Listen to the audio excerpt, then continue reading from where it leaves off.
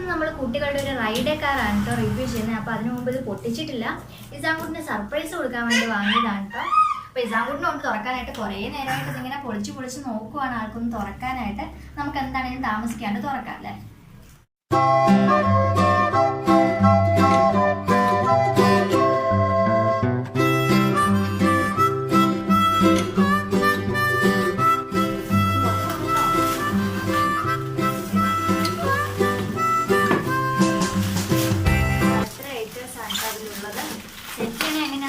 കൊടുത്തിട്ടുണ്ടാവും, നമുക്ക് നോക്കാം.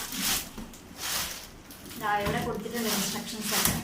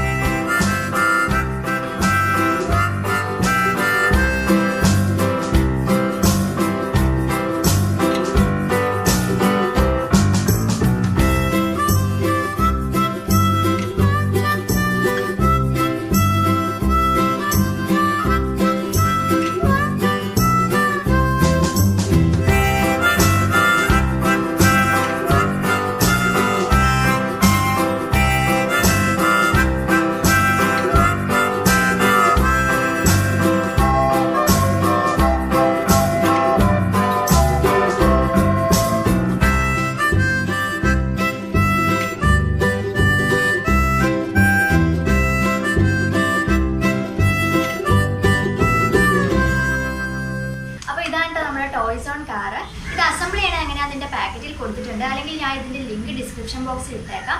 അപ്പൊ അത് ക്ലിക്ക് ചെയ്യുമ്പോൾ ഇതിന്റെ ആമസോൺ സൈറ്റ് കിട്ടും.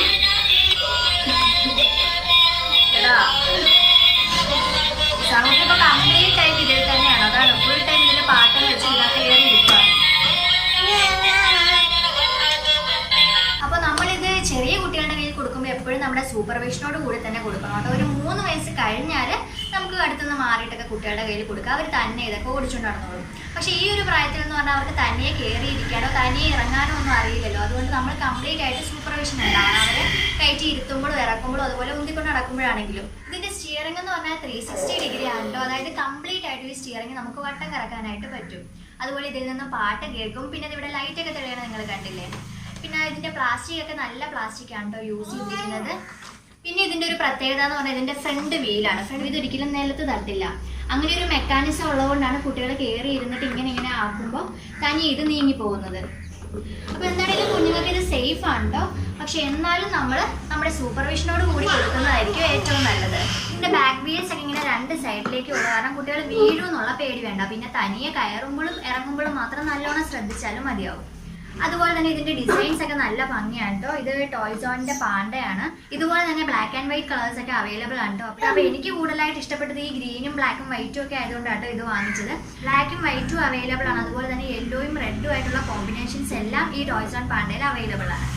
ഈ ബട്ടൺ രണ്ടിലും നെക്കി കഴിഞ്ഞാൽ പാട്ടും കേൾക്കും. അതുപോലെ തന്നെ ഇതുപോലെ ലൈറ്റിങ്ങും ഉണ്ടാവും. എന്തായാലും ഈ ഒരു പ്രൈസ് റേഞ്ചിൽ കിട്ടുന്നതിൽ ഏറ്റവും നല്ലൊരു റൈഡ് ഓൺ ടോയ് ആണ് കേട്ടോ ഇത്. നമുക്ക് എന്തായാലും നമുക്കും ഇഷ്ടപ്പെടും, എന്തായാലും കുഞ്ഞുങ്ങൾക്കും തീർച്ചയായിട്ടും ഇഷ്ടപ്പെടും.